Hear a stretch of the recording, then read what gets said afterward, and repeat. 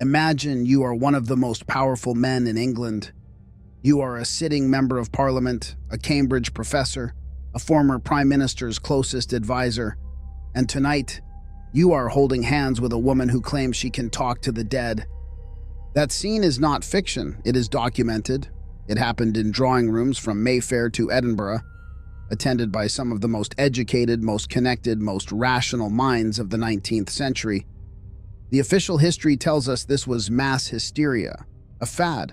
The Victorians, obsessed with death after decades of industrial disease and war, invented a comforting illusion and called it spiritualism.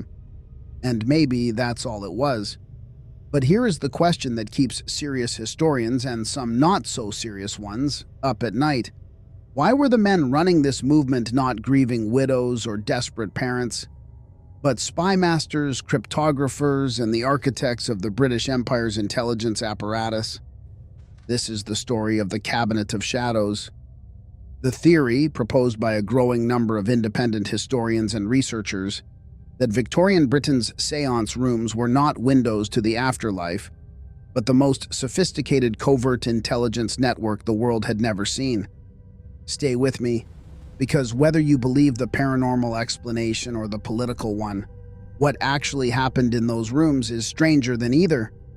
To understand what allegedly happened in the shadows, you first need to understand what was happening in the open. The Victorian era, roughly 1837 to 1901, was an age of extraordinary contradiction. It was the age of Darwin and steam engines and telegraphs, the age of scientific rationalism, the age that killed God for the educated classes, and left an enormous, terrifying silence where certainty used to be. Into that silence walked two young girls from upstate New York. In 1848, Kate and Margaret Fox reported strange rapping sounds in their family home in Hydesville. They claimed to communicate with a spirit through a code of knocks. The story spread like wildfire across the Atlantic. Within a decade, spiritualism, the belief that the dead could communicate with the living, had become a transatlantic phenomenon.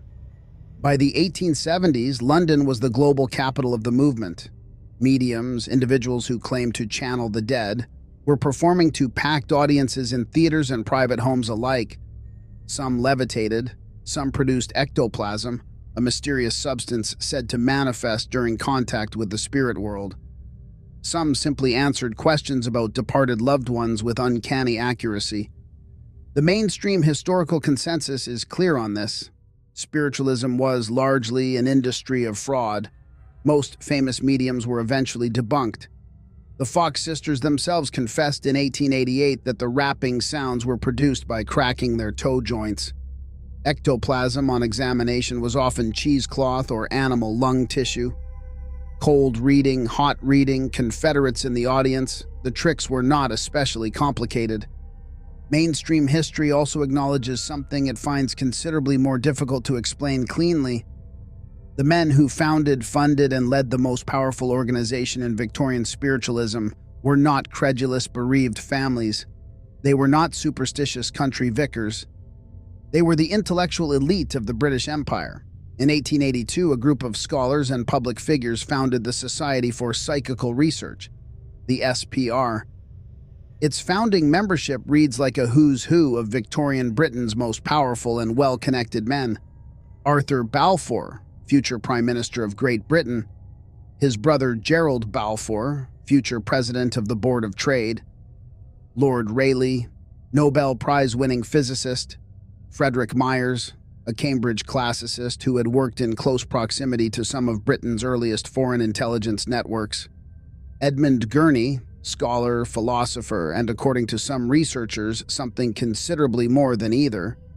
The SPR's stated purpose was rigorous scientific investigation of paranormal phenomena, and to their credit, they did debunk many fraudulent mediums, aggressively, publicly, and with considerable methodological sophistication.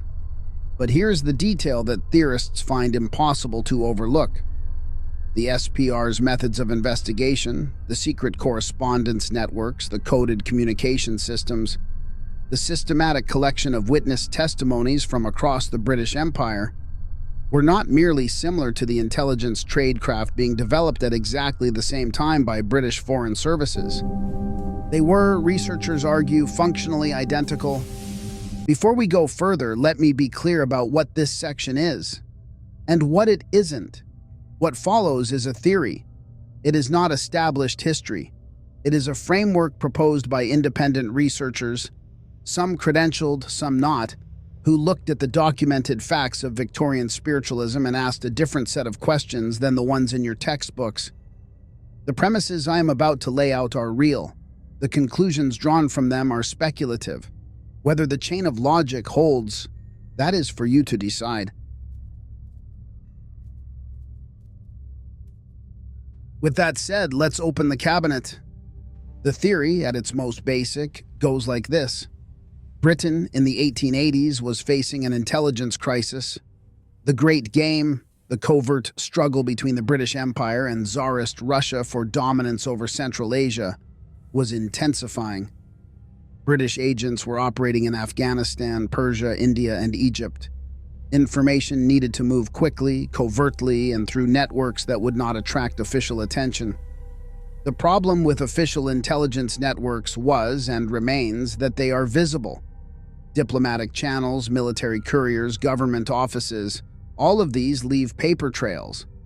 All of them are monitored by foreign powers. But what if you could move information through a network that no foreign government would ever think to surveil? What if your couriers were not soldiers or diplomats, but grieving widows, eccentric professors, and spiritualist mediums? This is where theorists point to something called the Balfour Circle. Arthur Balfour, again, future Prime Minister, was not merely a passive supporter of the SPR. He was, according to researchers like political historian Richard Davenport Hines, and independently by journalist Alex Owen, whose book The Place of Enchantment documents the overlap between occultism and British political power, deeply embedded in its operational structure. Now, mainstream historians like Owen do not argue the SPR was a spy network. That interpretation is a leap that the documented evidence does not, on its own, support. What Owen does document, carefully and with citation, is that the boundary between Britain's intellectual elite, its political inner circle, and the leadership of the SPR was effectively non-existent. These were the same men, the same dinner tables, the same correspondence networks. So here is the question theorists ask. If you were running a covert intelligence operation in 1885 and you needed a plausible cover that would allow elite individuals to meet privately, correspond in code, travel internationally without suspicion, and collect detailed witness testimonies from across the empire, could you design a better cover than a paranormal research society? What do you think? Drop your answer in the comments because the people who've watched this video are genuinely divided, and I want to see where you land. Now let me give you the 3 pieces of documented evidence that theorists consider most compelling, and then I'll give you the strongest counter-arguments because you deserve both. Evidence 1. The Census Network. The SPR's most celebrated project was something called the Census of Hallucinations. Launched in 1889, it collected over 17,000 testimonies from ordinary people across the British Empire about their experiences of visions, voices, and apparitions.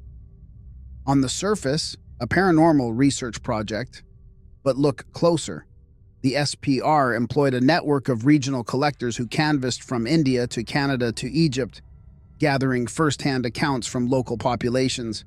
Those collectors were required to note not just the paranormal content of testimonies, but the location, social status, military rank, and political affiliations of the witnesses. Theorists argue this was, structurally, a colonial human intelligence census, masquerading as a ghost survey. Historians argue it was exactly what it claimed to be, and that the presence of colonial officials simply reflects who had the literacy and leisure time to respond to surveys. Both of these things could be true. That is the problem. Evidence 2. The cipher correspondence. Frederick Myers, one of the SPR's founders, developed what became known as the cross-correspondence experiments. After his death in 1901, a series of SPR mediums across 3 countries began receiving what appeared to be fragmented, coded messages that, when assembled, formed coherent literary references. The SPR claimed this was proof of post-mortem communication. Myers speaking from beyond the grave through multiple mediums simultaneously. But researchers in the intelligence community have noted something striking. The structure of the cross-correspondence experiments, fragmented messages distributed across multiple receivers, only decodable when assembled, is functionally identical to a one-time pad cipher distribution system. It is the same architecture used in Cold War dead drop networks decades later. Is that a coincidence? Almost certainly. Does it mean the cross-correspondences were a cipher system? There is no direct evidence that it does. But it does mean that someone with intelligence training looking at those experiments would recognize the architecture immediately. Evidence 3. The mediums who disappeared. This is the piece of the theory that is, frankly, the hardest to verify and the hardest to dismiss. Several of the most prominent mediums investigated by the SPR in the 1880s and 1890s share a peculiar biographical characteristic. They traveled extensively, internationally, to locations that were, at the time, significant pressure points in the Great Game, Persia, India, Egypt, Afghanistan's border regions. And several of them, after their work with the SPR concluded, simply vanished from the historical record. No death notices, no subsequent careers, no forwarding address. Now, theorists are careful to note that record-keeping in this era was inconsistent, that women especially were poorly documented, and that poverty or emigration explains the disappearance of many Victorian figures. All of that is true, but the pattern of disappearance, concentrated among mediums with confirmed international travel histories, is, at minimum, an anomaly worth noting. Now, I want to give the counter-argument its full weight because I think you're owed intellectual honesty here, not just a spooky story. The most serious historians of Victorian spiritualism, Alex Owen, Marlene Tromp, Alison Winter, do not support the intelligence network theory, and their reasons are substantive. First, the overlap between the SPR's membership and Britain's political establishment does not, on its own, imply operational coordination. Victorian intellectual culture was small and highly networked. If you attended Cambridge, knew Balfour, and were interested in psychology, consciousness, or the philosophy of mind, the SPR was simply where serious people went. The Venn diagram of British elite and SPR member overlaps because Victorian Britain's educated class was tiny. Second, the SPR actively debunked fraudulent mediums. If it were a covert network designed to facilitate espionage, exposing your own operatives would be a catastrophic security failure. Unless, theorists counter, the debunkings were cover, a way of establishing credibility while protecting the genuine network beneath. You can see why this theory is frustrating to evaluate. Every piece of contradictory evidence can be reabsorbed into the theory as more evidence of the conspiracy. That is not good epistemics. A theory that can explain everything equally well actually explains nothing. Third, the most straightforward explanation for why powerful, rational men attended seances is the one historians have documented exhaustively: grief. The Victorian death rate was staggering. Arthur Balfour lost his fiancée, Mary Littleton, to typhus at age 24. Frederick Myers lost the woman he loved, Annie Marshall, to suicide. These were men in genuine anguish, seeking genuine comfort. Occam's razor suggests we should not invent spy networks when ordinary human grief does the explanatory work. And yet, here is what mainstream history cannot cleanly explain. Why, of all the ways a grieving Victorian intellectual could seek comfort, religion, philosophy, travel, art, did so many of Britain's most operationally minded men converge on the one practice that involved coded communication, covert networks, cross-border travel, and the systematic collection of intelligence from across the empire? Is that a coincidence? Maybe. But here is the open verdict that I think is worth sitting with. Even if the SPR was exactly what it claimed to be, a sincere scientific investigation of paranormal phenomena, it also functioned, whether intentionally or not, as one of the most sophisticated private intelligence collection operations in the Victorian world. It connected powerful people across borders. It moved information through networks that left no official trail. It recruited brilliant, well-traveled, multilingual operatives and called them mediums. Whether that was by design, by accident, or by the simple logic of who powerful people are and what powerful people do, is a question that the archive so far refuses to answer. Here is what I want to leave you with. The Victorian seance room was real. The elite men who filled it were real. The coded correspondence networks, the cross-border travel, the systematic collection of testimonies from the furthest edges of the British Empire, all of that is documented. What we cannot document is intent, and intent is everything. So I'm asking you directly, do you think the Society for Psychical Research was what it claimed to be, a sincere paranormal investigation? Or does the evidence, taken together, suggest something more deliberate? Leave your theory in the comments. I read every single one, and the best ones I feature in the follow-up video. If this kind of hidden history is what you're here for, subscribe, because next week we go deeper into the cabinet. And trust me, what's in the next drawer is worse.